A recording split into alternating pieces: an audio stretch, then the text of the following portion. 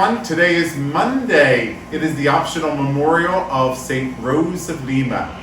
What a wonderful lady this Rose of Lima was. She died when she was 31. Yeah, she died young. But back then, I think people died young. We live longer because we have medicines and medical advances to our advantage, right? Thanks be to God for science and for medicine and for the people who care for us and take care of us and the amenities that we have to make life a little bit more comfortable. Well, Rose of Lima was a lay Dominican. So I don't know if you know that. So we have Dominican sisters, Dominican brothers, Dominican priests, right? The Order of St. Dominic. We have the same for the Franciscans. Franciscan priests, Franciscan brothers, Franciscan sisters. We also have Carmelite brothers, Carmelite priests, Carmelite sisters. However, in those three groups, there's also lay members. How about that? They're called third order members. Third order members. And what they do is they look at the founder's charism. Do you know what that word is? Charism? The spirit of the community. You know, charism is always the spirit of the community, the spirit of the order. And they would like to follow that as a layperson. So they talked to the order and they said, hey, I want to be a lay Dominican. I want to follow in the spirit of St. Dominic. So what do I need to do? And they tell them. And they go through a ceremony and they are, of course, lay members. You know that from here we have a lay missionaries of charity. Did you know that St. Mary's hosts their monthly meetings? I'm the spiritual director. And they come here and they renew their vows every year at a Mass Saturday morning. Now they're going to do it the first Saturday of October this year. And they go over to the annex, room 1, and they have their monthly meetings. And I go over there and I give them a talk. And I answer any questions. I'm here to hear their confessions and to celebrate Mass and to renew their vows. So we have a lay group of men and women who are members of the lay missionaries of charity. So isn't that nice?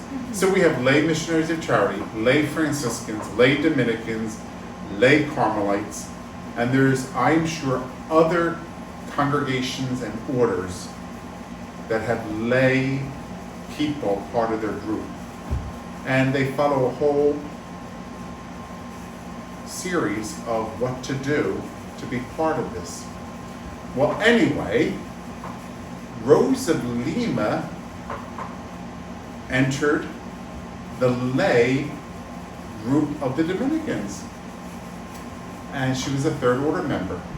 She led really a life of solitude. So she was not married, she was single, and she led a life of penance. Okay? I was telling the people today that, talking about penance, like what is penance? What kind of penance do you offer? Because penance is really up to the individual.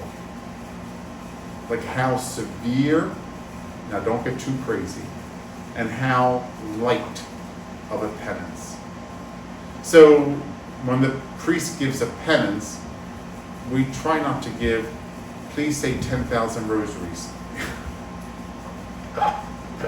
Could you imagine? No one will go to confession. But we say, would you pray 2 Hail Marys or 3 Hail Marys? Would you do this? That would be your penance. Praying is important as far as penance is concerned. You know why? Because penance is wrapped in the package of conversion. And you need prayer for conversion. That's why prayer is given as a penance. So, for us, we know penance that way. And we also know penance by the acts of penitence that we do for Lent. Don't have meat or chicken during Fridays of Lent. It's a penance. Now, I said to the people at Mass, I don't know if that's really a penance, but maybe some people do like meat very, very, very, very much. But today we're so health conscious that I don't know if anyone's that in love with red meat. I mean, no offense to anybody, because you might be in love with red meat. But at a time when that was put into place, it was, I guess, more of a penance. Okay? Well, I was telling the people, I love pizza. I love tuna fish. I like non-meat menus, like a plate of pasta. How about pan-seared scallops? Like linguine and scallops. I don't like clams, but I mean, all these kind of things. It's not really a penance. Well, in 1968, Pope Paul VI made the announcement that, because we used to have penance every Friday, not just the Fridays of Lent, no meat. So in 1968 he said, well, I don't know if this is as effective as it should be. So what we're going to do is we're going to stop no meat on Fridays outside of Lent. But Fridays during Lent, yes, no meat. Well, I think a lot of people went nuts, like, oh my gosh, I can't believe the church is stopping that. No meat on Fridays during the year. They're stopping that. Well, again, I think the whole idea that, and I think this got lost, Paul VI said, so if you want to continue not having meat on Fridays, you should not have meat on Fridays all year long. However, if you're going to opt out of it, you have to place in another penance. And I think that got lost. I think penance is good. And it depends on, what do you mean by penance? Like I said to you, having pizza or having penne pasta with pan-seared scallops is not a sacrifice or a penance. In other words, I was just fulfilling the law. The law said no meat on Fridays. Okay, no meat on Fridays. Now I'm substituting it with something else. But the something that I'm substituting with is something I like. So, you know what I mean? So I just think when you heard that in 1968, for you people out there who remember that, in 1968, I think the document, Susan, was called Penitentiary. But that's the document that Paul VI, it was on penance. In English, on penance. And the Holy Father was just saying, listen, for Lent, absolutely. Fridays of Lent, absolutely. But during the rest of the year, you can still abide by it. Or you can substitute it with another act of penance. Well, I don't know if that really happened. Because you know how you just hear what you want to hear? You just hear no meat on Fridays! You don't hear, you must substitute it with another act of penance. All right, so setting the record straight, every Friday of Lent, you need to make a penance. Fridays of Lent, you cannot eat meat or chicken. Now, if you want to keep that all year round on Fridays, do it. Because you may say you may say, like a lot of people say, Father, I just do it all year long, every Friday. You know why, Father? Because I forget. I forget to substitute. Then I'm going to think, then I say to myself, now what am I going to do? It's too much work. I said, okay. It's too much work. It's too much work to think of like, it's Friday, I have to substitute this penance. No, you know what? You know what I'm going to do? I'm just going to keep it all year long. No meat, no chicken on Fridays. Perfect. Perfect. However, you do have the option. You do have the option outside of Lent on Fridays. The Fridays not in Lent, you do have the option whether you want to eat the hamburger or substitute it with of course, a substitute with an act of penance. Like I'm going to do the Stations of the Cross on Fridays. You know, I'm retired now. I go to daily mass. I'm going to do the Stations of the Cross on Fridays, and that's going to be my act of penance. Because I like to have a cheeseburger on Fridays. I don't know. I'm just talking. I'm just telling you things like this. Or you may have people that says, you know what? I'm not figuring this out. Every Friday is so much easier to just say to myself, tuna fish, scallops, pizza, scrambled egg sandwich. That's what I'm doing on Fridays. I'm not even going to worry about it, think about it. We as Catholics are supposed to make a penance every Friday. Well, I agree with that, and I'm glad you do. And I'm going to do it. Okay.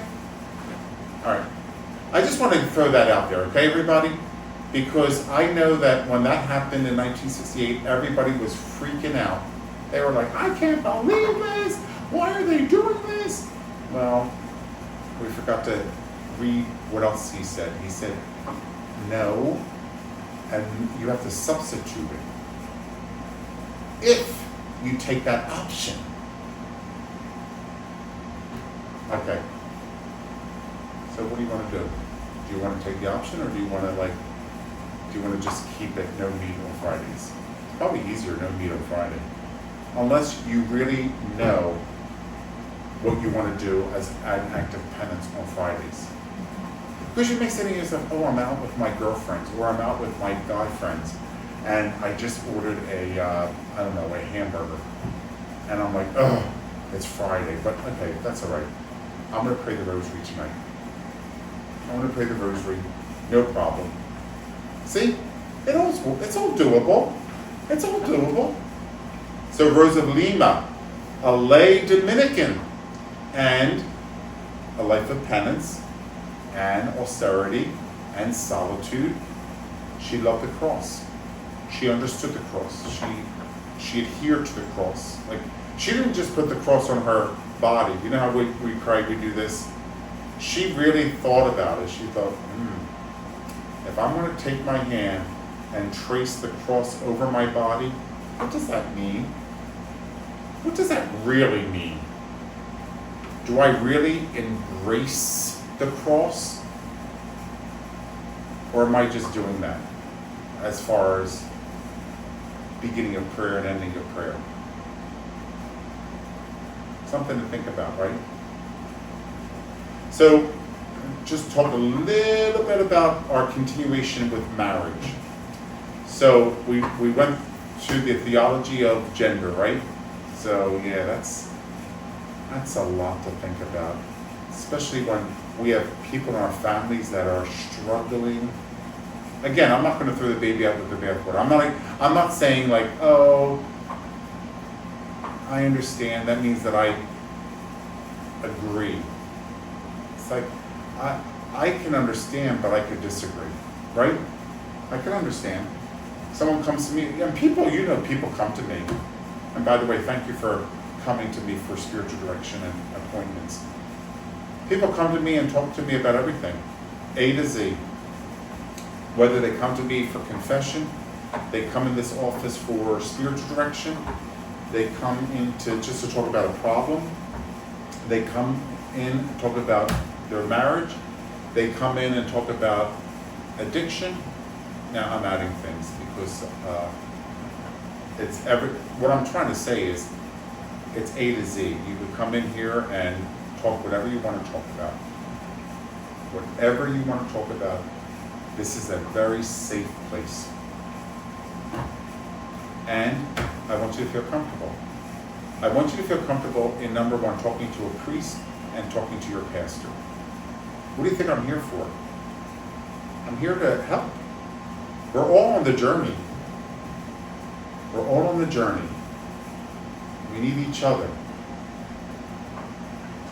We need each other. You need a spiritual father.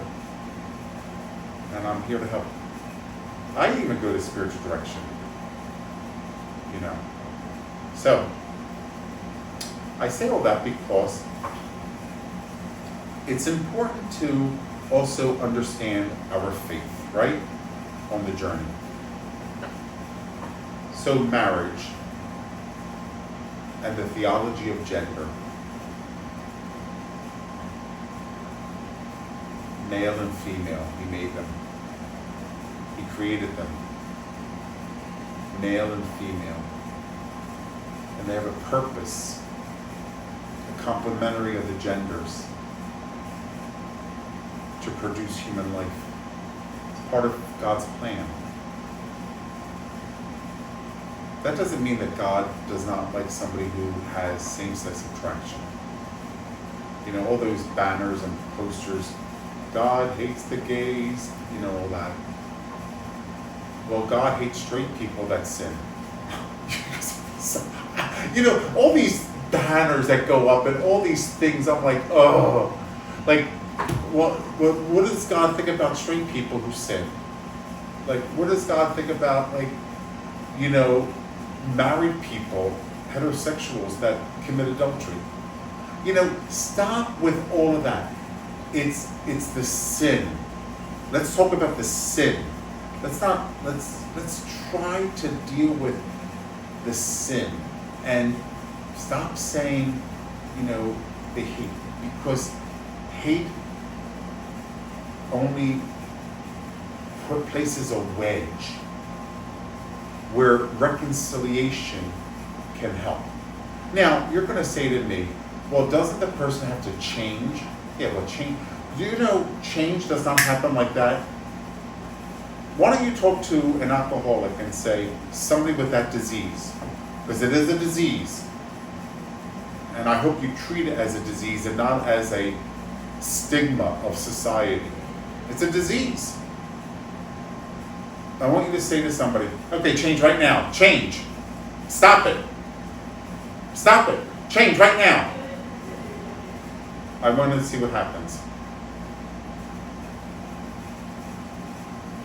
I know it's frustrating. You may have a husband who has that disease, or you may have a wife that has that disease. We have priests that have that disease. We have sisters that have that disease. We do. But how do you treat the disease? Do you treat it like a cancer? Or do you treat it as, you know, this terrible societal stigma that we get angry at the person, as if this person is doing this on purpose to make your life miserable? Because that's the first thing we think about, you know. You're ruining my life. And they do, in one sense, because of the disease. But are they doing it purposely? Or is it a result of the disease? So I just want you to be kind, be gentle. Don't throw the baby out with the bathwater. But walking with somebody is more difficult than just dismissing them. Dismissing them is much easier. Walking with them, that's the cross. That's the cross. On my body, on your body. I guess because we don't understand the disease. How can how can you begin to understand? How do you begin to have empathy? You learn about it. That's why they have Al-Anon, and that's why they have AA. Al-Anon is for the families, because they need to deal with the disease. It's affecting them. Many of our young kids have AA, they have that disease. Many of our young kids are on various types of drugs. And I wonder if this pandemic, people are attracted to those other kind of addictions that they're dealing and they're struggling with it. People with high stress jobs turn to alcohol and drugs, turn to pornography and adultery.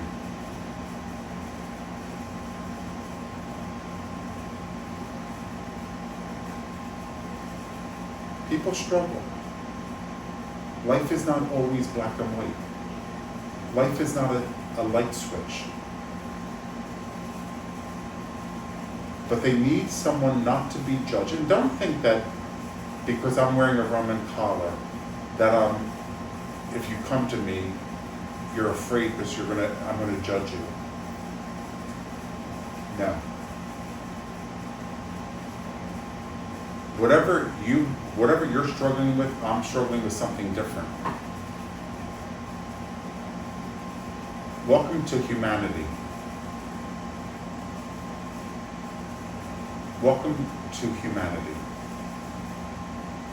But we need to talk to one another. We need to talk to even people who are struggling with their own identity. Talk about like gender, same-sex attraction, or any of that.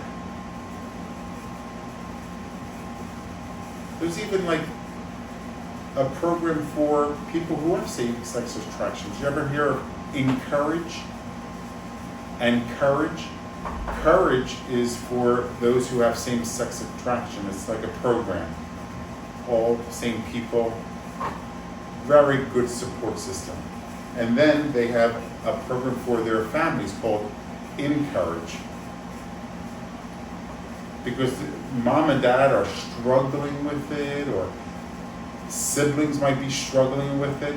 Well, just like AA and Al-Anon, they have programs not only for the individual, but also for family members.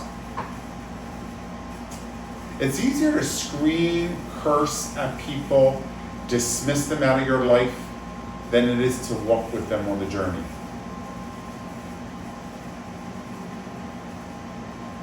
To feel abandoned and deserted robs your soul of love of humanity.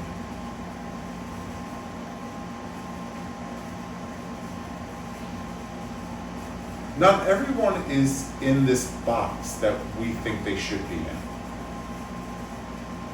Whatever it is, the particular race, creed.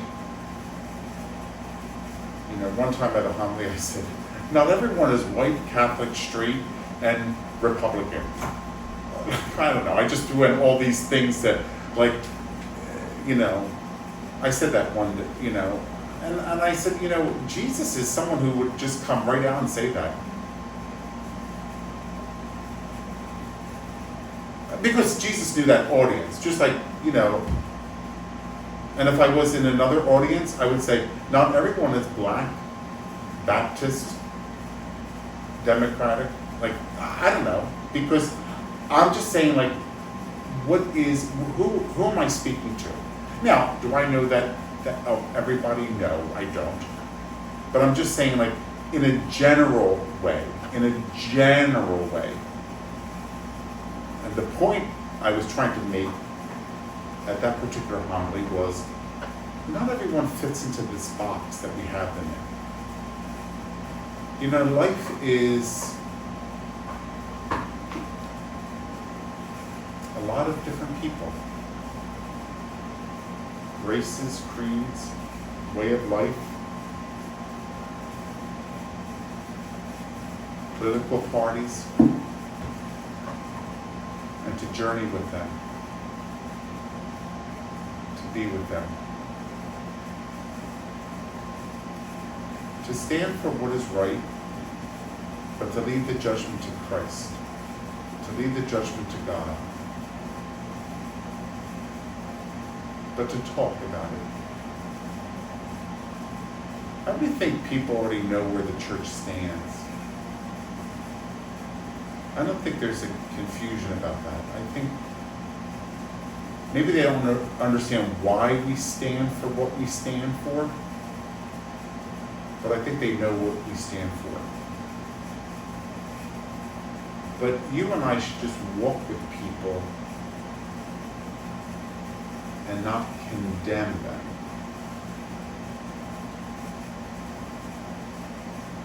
Help them.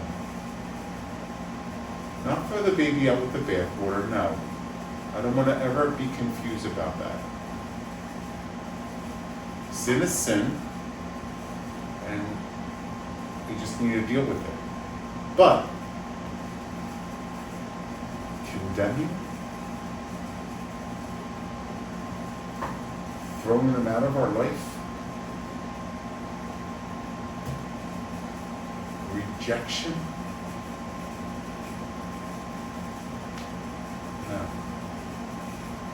no, not at all.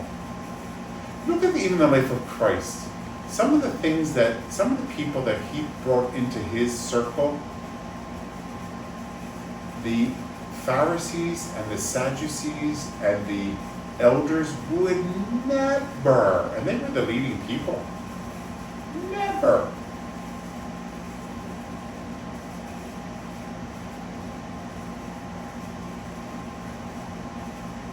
They would never. But he did. But he didn't throw the baby out with the bathwater. His was let me bring them in. Let me bring the tax collectors and the sinners part of my group, so then I could work on conversion. I'd rather work on conversion, and then I could teach the other leaders. They also need conversion. Do you remember that line in the gospel I love? And that line is when Jesus, of course, performs a miracle on a Sabbath. They were all freaking out. And Jesus cures somebody blind. And they're really freaking out. The leaders. And Jesus says, this boy was born blind, and now he sees. You were born with sight, yet you remain blind.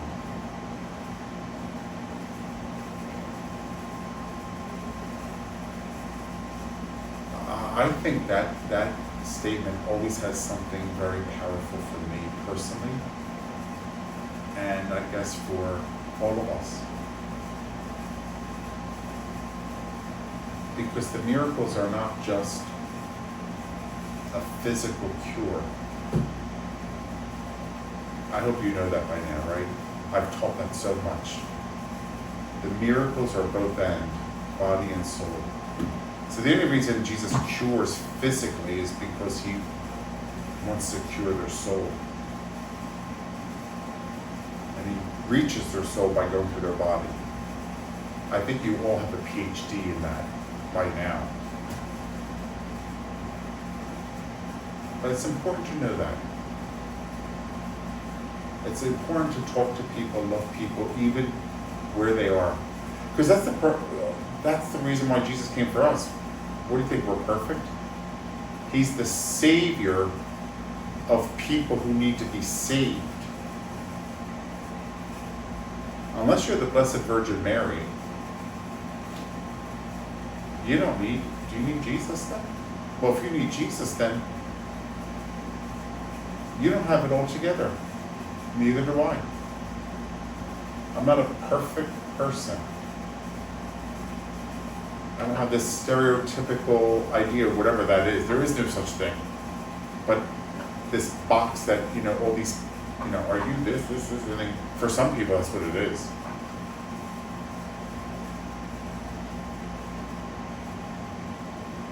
It's just important to understand that. I say all this in preparation for my talk on marriage because of the gender, that whole battle that, it's not going to go away. I just want to tell you, we need to either face it, because if you ignore it, it's not going to go away. You face it. I told you, Suzette had a couple coming in to tour the school, and they asked her if they had gender-neutral bathrooms. And she says, no, we have a boys' room and a girls' bathroom. We don't have gender-neutral bathrooms. And I don't know if they said, because I wasn't there, this is secondhand. I don't know if they said, then what do you do? And she says, God doesn't make mistakes. She didn't want to offend, but she didn't want to throw the baby out with the bathwater. She didn't want to cave in, because she did not know, that is Suzette, did not know where they were coming from. Like most of us, when people throw out something, we don't know what aisle are they standing on. But because Suzette, at that time she was director of enrollment and retention for our school. Suzette just recently retired from that. Give her a little break, helping Susan with the feast now. She says God doesn't make mistakes.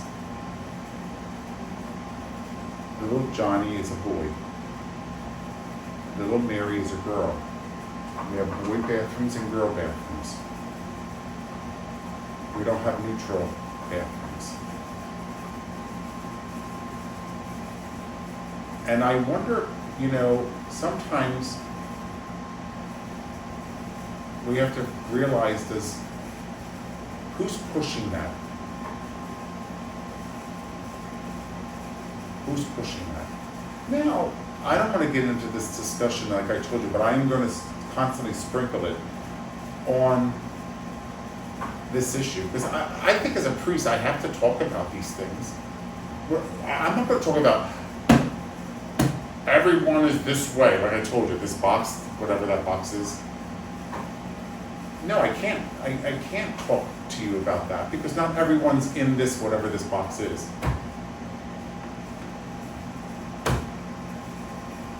We're all different. And I'm not saying that sometimes what people do is just because they do it doesn't mean it's right.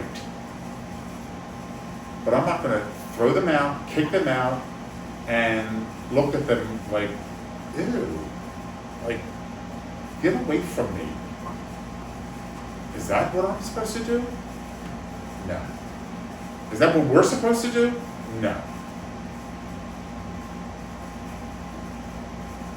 God doesn't make mistakes. We may be confused, right? Absolutely. We may struggle, absolutely. We may fall into a habit, absolutely. Right? Right, absolutely. We may do all those things. God knows what he's doing. So, we deal with people who maybe have a different understanding of their body. Like I don't identify myself as a female. I don't identify myself as a male. Okay? How can we help? How can we help? What can we do? Because it's not going to go away, people. It's not going to go away. It's going to be part of our life, part of our society, because it's real. And I think all of those issues that were really I think existed. I told you this before. Didn't I tell you this the other day? They were always here. They were always here. Because people say to me, Father, we never talked about this. I said, okay, you may never talked about it, but it existed. Come on. In 33 AD it existed. It existed in 1825. It existed in 1950. It existed. Maybe we put it under the rug or between the books, but it existed. So, I'm glad that we deal with it. But how do we deal with it? That's the key. Do we just sell our souls and say, okay, let's put another box around like gender, male, female, binary, unknown, I don't know. Or do we say, no, male and female, now we have to talk to the individual. Because you're an individual, male or female, that's what you are, biology-wise, you're a male or female. So you come for a job and we need to talk.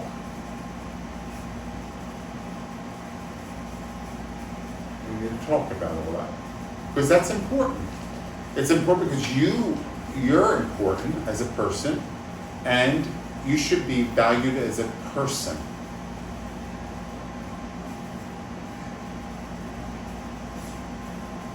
Yeah.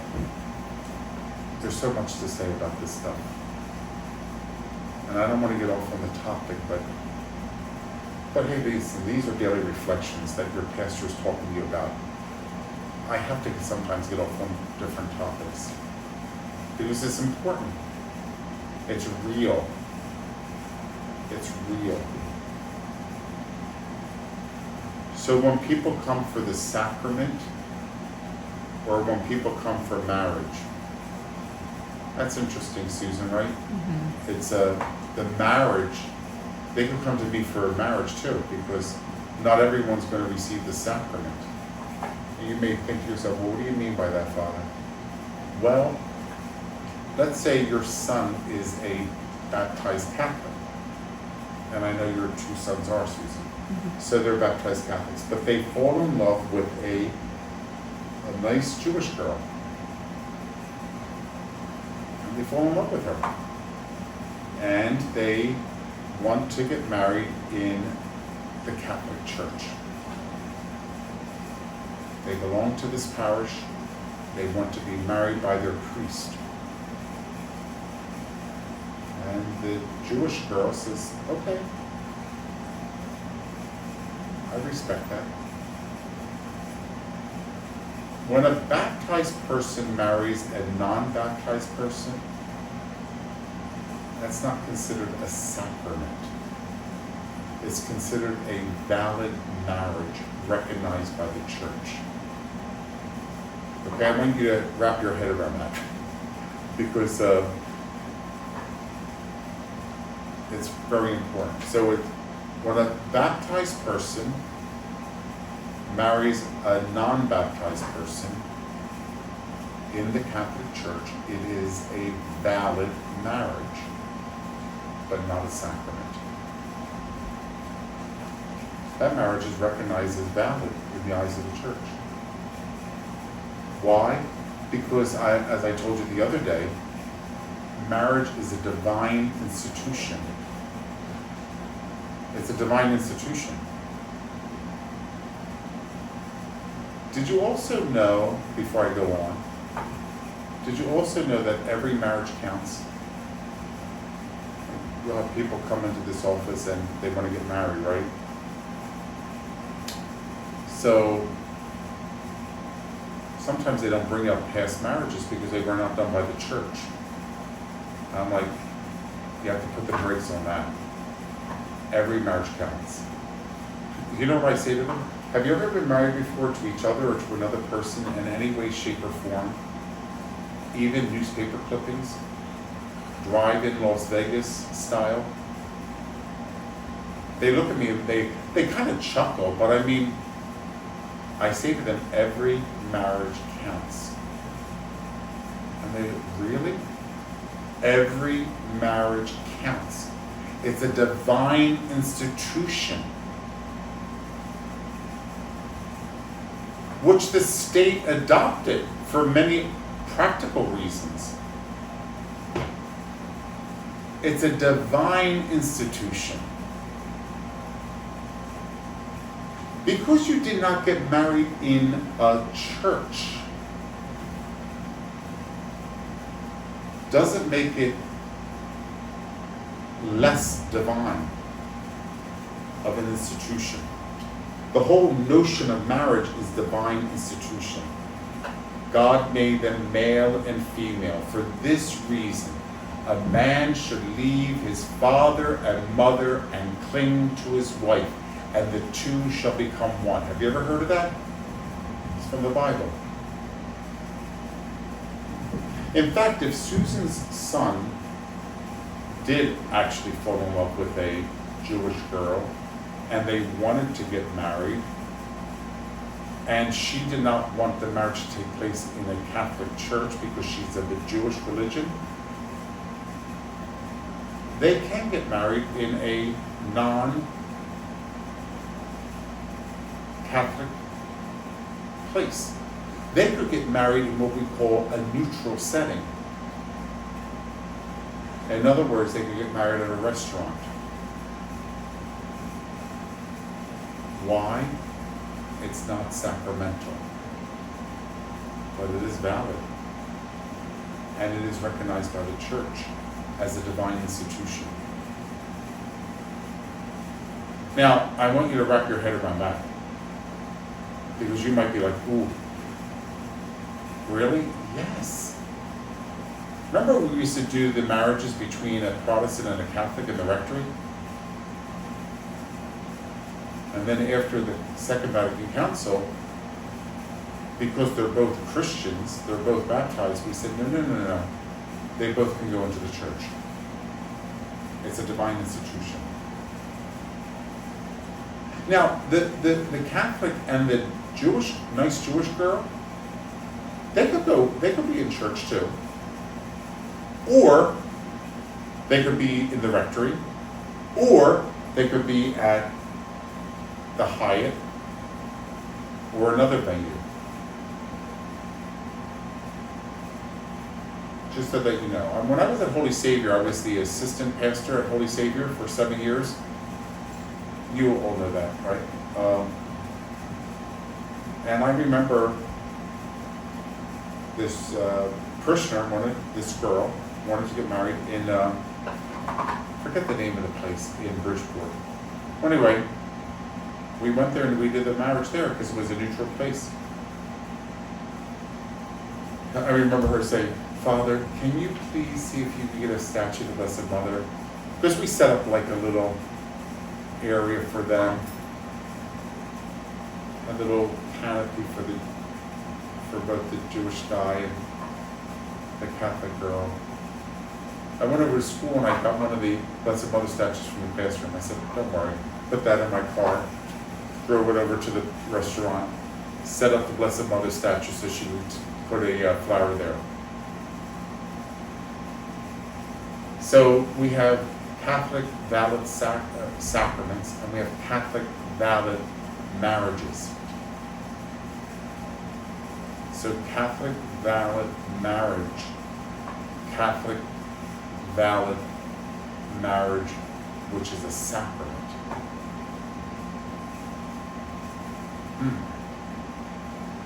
Two situations.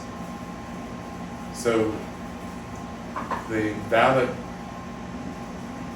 marriage, non-sacrament, is for a baptized and a non-baptized. But the sacrament is for two baptized. Now they could be of different, it could be of different religions. Christian religion, that means it could be of the Catholic Church and another ecclesial community. So it would be Catholic, Lutheran, Catholic, Methodist, Catholic, Episcopalian. That's still valid Catholic sacrament. But when you're dealing with a Catholic and a non-baptized, you're dealing with a valid marriage, a divine institution. You're not dealing with the sacrament. Okay? Well, that's enough for your brains today to take all of that in.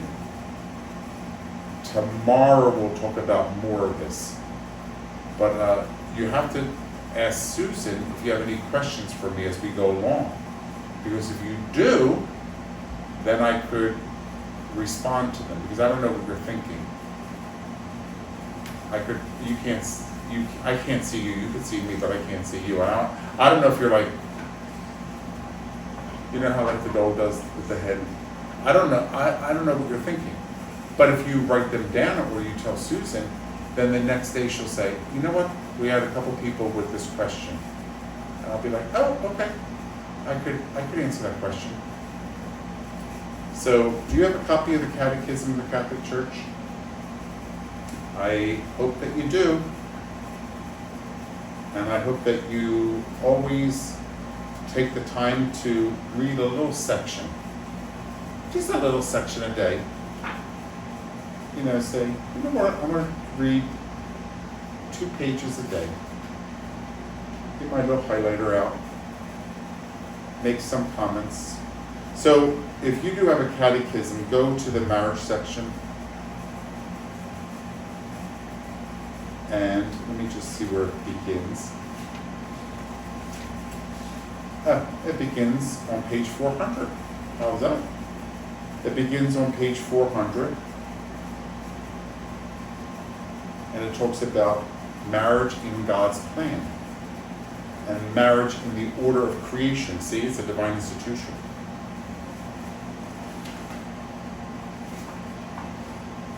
And then it says marriage under the pedagogy of the law. Marriage in the Lord. The celebration of marriage. Mixed marriages. And the disparity of worship. That's what that is, what we talked about. Do you know, when I say that we'll need a dispensation of canonical form, or I'll need a permission of mixed religion, or a dispensation of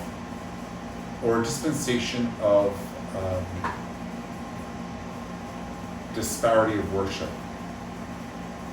A dispensation of disparity of worship. See, I don't want to give you too much information, but the dispensation of disparity of worship is asking the church to give permission for a baptized to marry a non-baptized.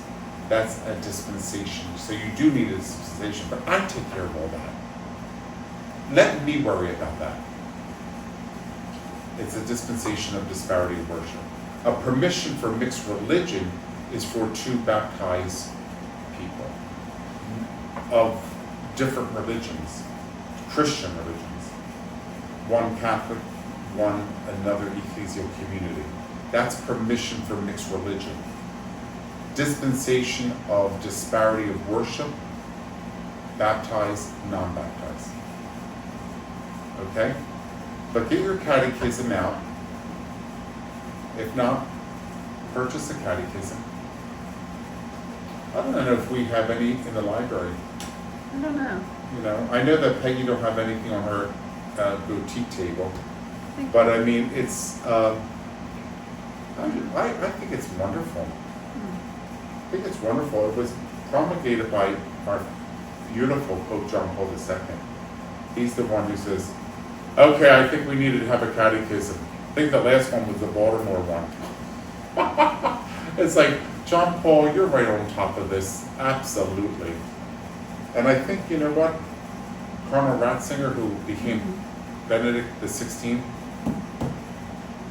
he was the brains behind that whole pontificate. I'm not saying that John Paul didn't have brains. John Paul absolutely had brains.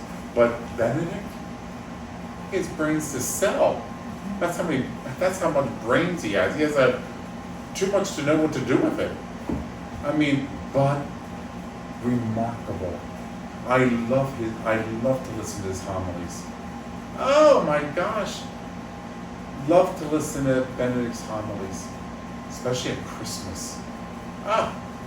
Sometimes he just knocks your socks right off. And he doesn't talk too too advanced. He just does a great job. Well, anyway, I'll talk to you tomorrow about more things. Tomorrow's the feast of Saint Bonaventure.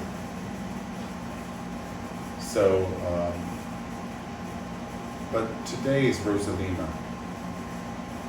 All right, everybody, have a nice day. I'll talk to you later. Bye.